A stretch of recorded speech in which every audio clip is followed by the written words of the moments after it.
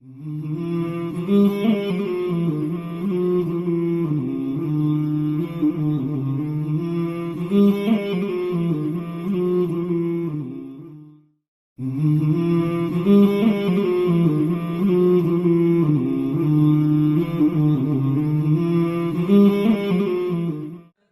اللہ الرحمن الرحیم۔ السلام علیکم ورحمۃ اللہ وبرکاتہ۔ ان الحمد للہ نحمده ونستعینه ونستغفره ونعوذ باللہ من شرور انفسنا ومن سیئات اعمالنا، من يهده الله فلا مضل له ومن يضلله فلا هادي له، اشهد ان لا اله الا الله وحده لا شريك له، واشهد ان محمدا عبده ورسوله، اما بعد فان خير الحديث كتاب الله، وخير الهدي هدي محمد صلى الله عليه وسلم، وشر الأمور محدثاتها، وكل محدثة بدعة، وكل بدعة ضلالة، وكل ضلالة في النار۔ يا أيها الذين آمنوا اتقوا الله حق تقاته ولا تموتن إلا وأنتم مسلمون۔ يا أيها الناس اتقوا ربكم الذي خلقكم من نفس واحدة، وخلق منها زوجها، وبث منهما رجالا كثيرا ونساء، واتقوا الله الذي تساءلون به والأرحام، إن الله كان عليكم رقيبا۔ يا أيها الذين آمنوا اتقوا الله وقولوا قولا سديدا، يصلح لكم أعمالكم ويغفر لكم ذنوبكم، ومن يطع الله ورسوله فقد فاز فوزا عظيما۔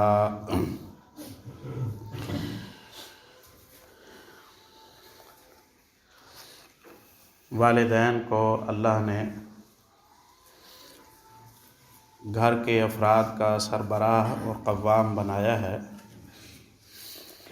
جہاں ان کی ذمہ داری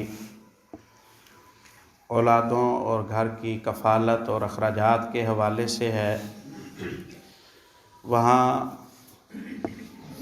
تعلیم اور تربیت کے حوالے سے بھی والدین ہی کو یہ ذمہ داری سونپی گئی ہے کہ وہ اپنے گھر کو دینی رخ دیں، اپنے گھر کے افراد کا اللہ رب العزت کے ساتھ ربط اور تعلق اور محبت بنوائیں، نبی پاک صلی اللہ علیہ وسلم کی سنن اور آپ صلی اللہ علیہ وسلم کی تعلیمات سے آگاہ کریں، اور حد الامکان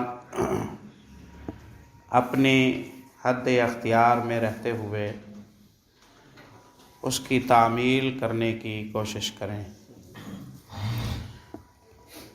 اور اپنی اس ذمہ داری کے حوالے سے اور اس امانت کے حوالے سے اللہ سے مدد مانگتے رہیں، اللہ سے دعائیں کرتے رہیں۔ پچھلے خطبہ جمعہ میں عمران کی بیوی اور مریم علیہ السلام کی والدہ گرامی کی اس دعا کا تذکرہ ہوا تھا، جس دعا کی نسبت سے سورۃ آل عمران کا نام آل عمران ہے۔ مریم علیہ السلام ابھی بطن مادر میں ہیں، اور ابھی ان کی پیدائش نہیں ہوئی ہے، اور اس وقت یعنی ایام حمل میں، امید کے ایام میں، ان کی والدہ محترمہ اللہ رب العزت سے ان کی خیر بھلائی دین کے حوالے سے اللہ سے اپنی دعاؤں میں التجا کیا کرتی تھی۔ گویا والدین کا کام کفالت بھی ہے اور والدین کا کام اولادوں کے حق میں دعائیں کرنا بھی ہے۔ بالخصوص جب گھر اور اولاد کے حوالے سے دعا کریں تو وہ دعا اس اعتبار سے مفصل کیا کریں کہ آپ کو محض اولاد نہیں، صالح اولاد کی ضرورت ہے،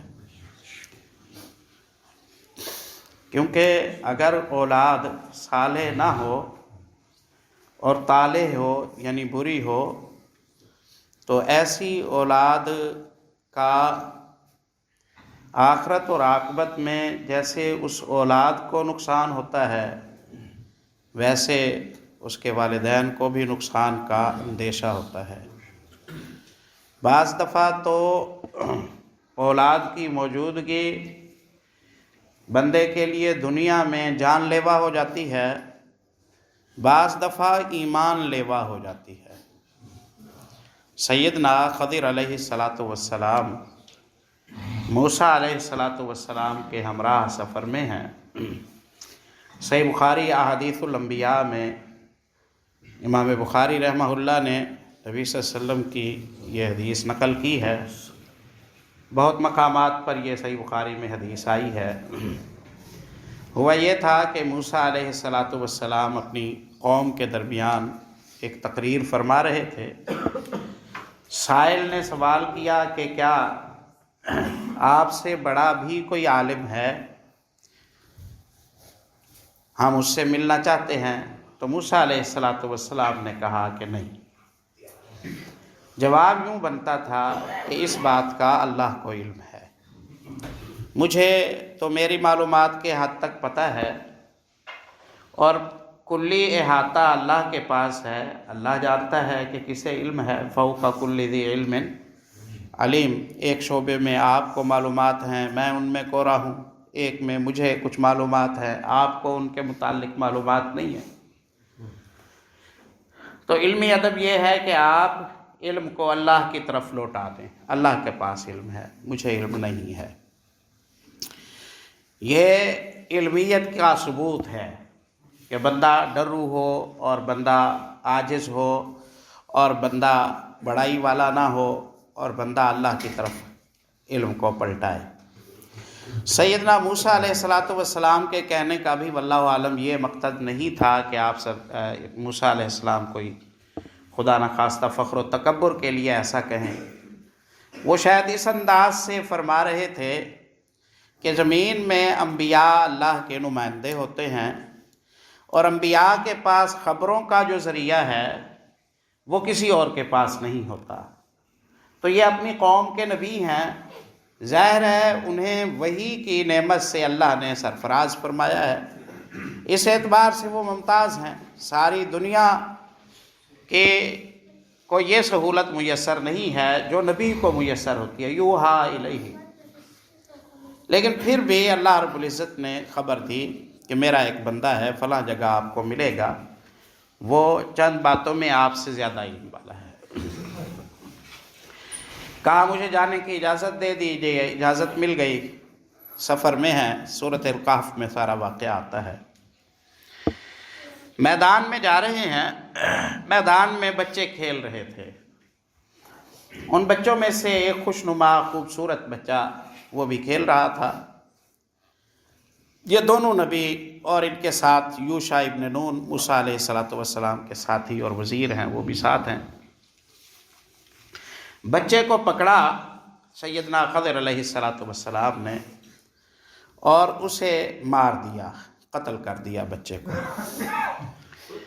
بتایا نہیں کہ کیوں قتل کر رہا ہوں، وجہ کیا ہے۔ انبیاء کا ہر عمل اللہ کے حکم سے ہوتا ہے، اور انبیاء کی نبوت اور رسالت کو ماننے کا مطلب کا ادب یہ ہے، یا حقوق رسالت میں یہ بات ہے کہ انبیاء کی بات پر چون چرا نہ کرو۔ کوئی ضروری نہیں کہ تمہیں سیٹسفائی کیا جائے، تمہیں راضی کیا جائے، کوئی ضروری نہیں تمہیں سمجھا کر آگے چلا جائے۔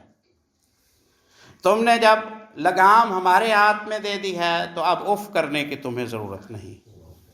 یہ تو تمہارے سامنے ایک عمل کیا گیا ہے، اگر تمہیں وہ عمل کرنے کا کہہ دیا جائے تو ایگریمنٹ اور اصول کے مطابق تم خود بھی وہ کرنے پر پابند ہوگے. یہ اتباع ہے. بچے کو قتل کر دیا. نبی صلی اللہ علیہ وسلم وضاحت فرماتے ہیں کہ گردن موڑی، گردن تن سے جدا کر دی بچے کی. بچے نے اس وقت کوئی شرارت نہیں کی تھی، ان کے ساتھ کوئی کلام بھی نہیں کیا تھا. نبی کے عمل پر چونچرا نہیں کی جاتی. نبی پر اعتراض کرنا دراصل اللہ پر اعتراض کرنا ہے. وما فعلتہ عن امری، میں نے اپنی مرضی سے ایسے نہیں کیا. پھر کس کی مرضی سے ایسے کیا؟ اللہ کی مرضی سے ایسے کیا، کیونکہ انبیاء کے پاس اللہ کی مرضی ہی کی رہنمائی آتی ہے. تو اللہ کے حکم سے سیدنا خضر علیہ السلام نے ایسا کیا. لیکن بظاہر یہ ایک خوفناک سانحہ تھا. اس پر صبر نہ کر سکے موسیٰ علیہ السلام، اور انہوں نے کہا اقتلت نفسا زکیۃ بغیر نفس، بے گناہ بچے کو مار دیا ہے، پھر اس کا کوئی سبب بھی نہیں تھا، کوئی وجہ بھی نہیں تھی، آپ نے یہ اچھا نہیں کیا. سیدنا خضر علیہ السلام نے اس وقت تو صرف ایک ہی بات کہی کہ اصولی طور پر آپ کو اجازت نہیں ہے کہ آپ سوال کریں.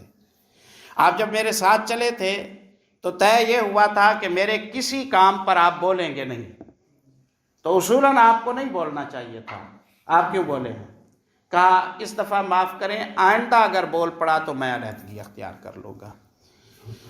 جب تیسری دفعہ بھی بولے، اب علیحدگی ہونے لگی ان دونوں کے درمیان، تو اللہ رب العزت ارشاد فرماتے ہیں کہ خضر علیہ السلام نے کہا جن باتوں پر آپ صبر نہیں کر سکے تھے، آئیے میں ان کا آپ کو سبب بتا دوں.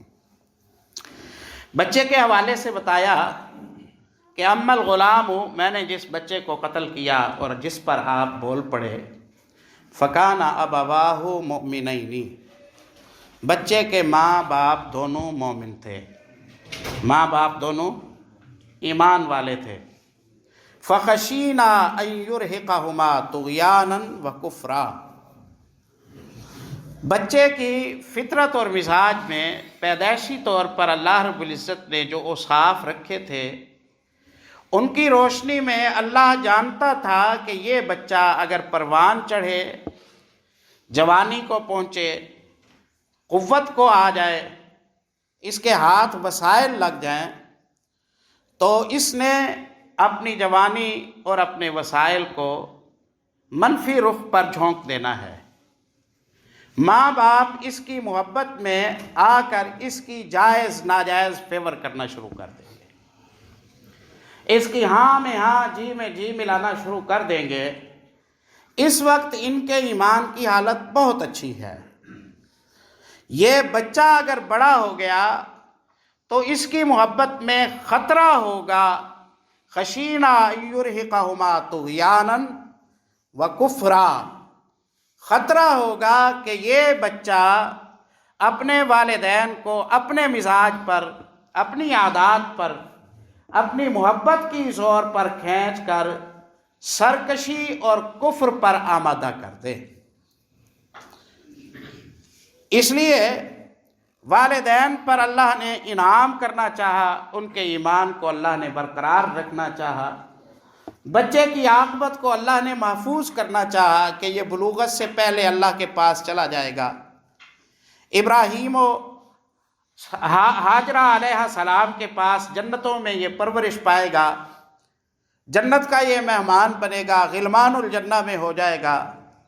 روز قیامت اس کے والدین کے ساتھ اسے شرف ملاقات میسر آ جائے گی، بچے کی عاقبت ٹھیک ہو جائے گی، والدین کی عاقبت ٹھیک ہو جائے گی کہ ان کا جو ایمان کے حوالے سے کھٹکا پیدا ہونے والا تھا وہ محفوظ ہو جائے گا.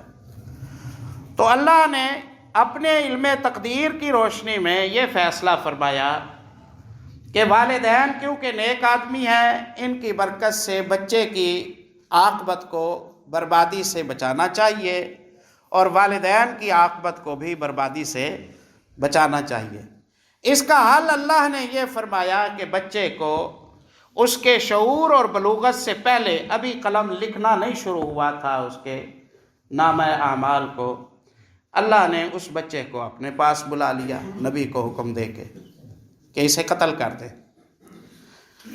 اس سے یہ ہوگا کہ بچہ اللہ کے پاس گیا، مظلومانہ اس کی موت، جس موت کی برکت سے وہ سیدھا جنتوں میں چلا گیا، اس کی عاقبت بن گئی، والدین کا ایمان محفوظ ہو گیا۔ فاراد ربک، اور اللہ رب العزت کا یہ فیصلہ تھا کہ یہ بچہ لے کے جس میں سرکشی ہے، ایک اور بچہ دیا جائے انہیں، جو بچہ ان کی آنکھوں کی ٹھنڈک ہو، ایمان والا ہو، تقوی والا ہو، پرہیزگار ہو، اس میں وہ خطرے نہ ہوں، وہ خطرے نہ ہوں۔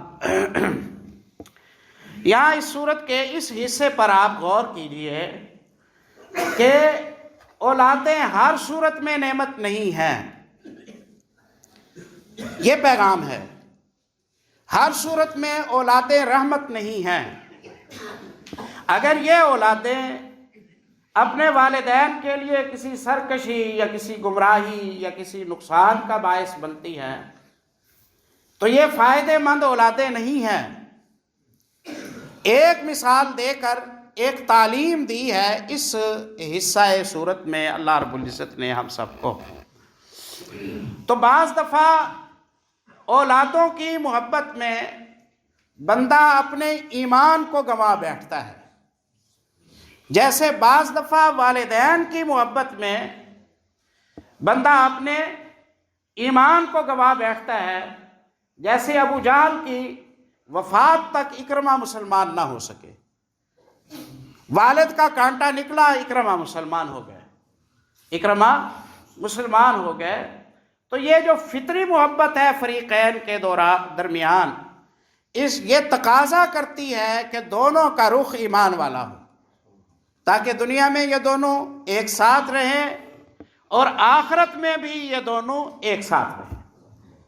الذین آمنوا واتبعتہم ذریتہم بإیمان الحقنا بہم ذریتہم، جو لوگ ایمان لائے اور ان کی ذریتیں ایمان کے راستے پر چلتے چلتے انہی کے راہ پر چلتی رہی تو ہم ان کو اکٹھا کر دیں گے روز قیامت۔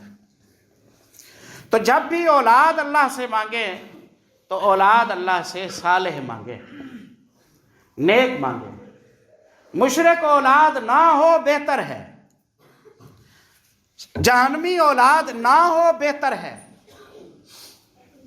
مبتدع اولاد نہ ہو بہتر ہے، فاسق و فاجر اولاد نہ ہو نامیسر ہے، بہتر ہے۔ تنہائی کی زندگی کی گھٹن کفایت کر جائے گی، کیونکہ بندے کی موت کے ساتھ یہ تنہائی ختم ہو جائے گی۔ اولادوں میں اگر اوصاف گناہوں کے ہوں، نافرمانیوں کے ہوں، تو یہ بڑا صدمہ ہے اولاد نہ ہونے کے صدمے کی نسبت۔ یہ اس حصہ صورت کا یہ پیغام ہے۔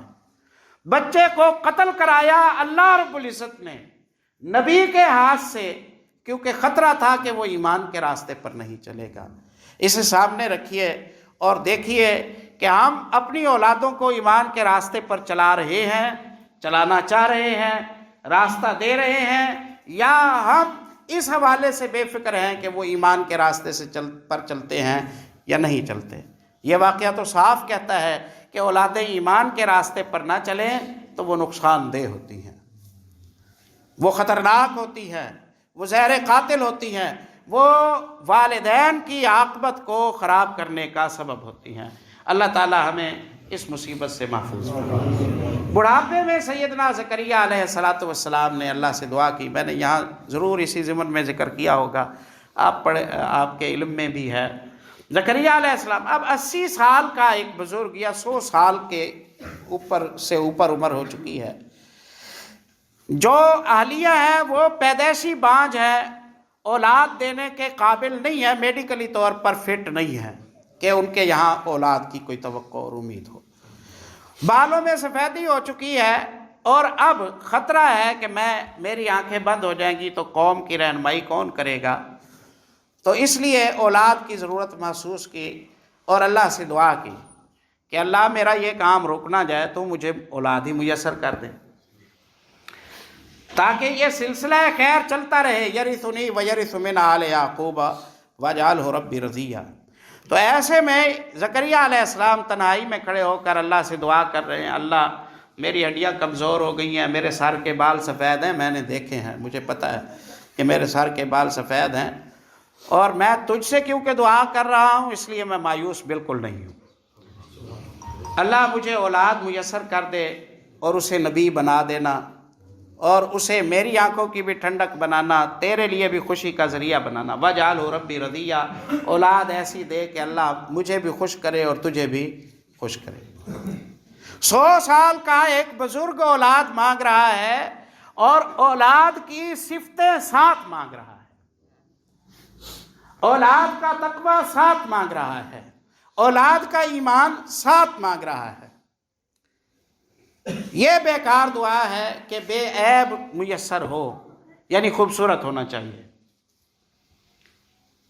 بیٹا میسر ہو یعنی بیٹی نہیں ہونی چاہیے، یہ ناقص دعائیں ہیں۔ اس کے ساتھ ساتھ ربنا ہب لنا من ازواجنا وذریاتنا قرۃ اعین، اللہ ایسا گھر بسوا ہمارا اور ایسی اولاد نصیب فرما، قرۃ اعین، قرۃ اعین ہماری آنکھوں کا قرار ہو اور ہمارے لیے رحمت و راحت کا سبب بنے۔ یہ نبی پاک صلی اللہ علیہ وسلم کو دعا سکھائی گئی ہے قرآن حکیم میں، اور آپ صلی اللہ علیہ وسلم بھی اسی طرح کی دعائیں کیا کرتے تھے۔ اللہ اکبر۔ اولادوں کی تربیت کے 2 طریقے ہیں۔ ایک طریقہ تعلیم کا ہے، گفتگو کے ذریعے، نصیحت کے ذریعے، بات کر کر کے، نکات سمجھا کے، عبارتیں پڑھا کے، تقریریں سنا کے، ماحول دے کے، ایک یہ تعلیم کا طریقہ ہے۔ ایک پریکٹیکل طریقہ ہے جو اس طریقے سے زیادہ مؤثر ہے کہ کوئی اپنی اولاد کو جیسے بنانا چاہتا ہے وہ ویسے اسے بن کے دکھائے، وہ اسے ویسے بن کے دکھائے۔ اچھی اولاد کے میسر ہونے کے لیے اچھا والدین بننا پڑتا ہے۔ اب کوئی اچھے والدین اپنے آپ کو ثابت نہ کر سکیں تو توقع یہ ہے کہ انہیں اچھی اولاد میسر نہ آئے۔ اچھے والدین کو اچھی اولاد میسر آتی ہے، یہ کوئی ہمیشہ کا پختہ ضابطہ نہیں ہے، ورنہ انبیاء کے گھر سرکش بھی پیدا ہوئے ہیں اور بت پرستوں کے گھر انبیاء بھی پیدا ہوئے ہیں۔ وہ ایک تقدیری بات ہے۔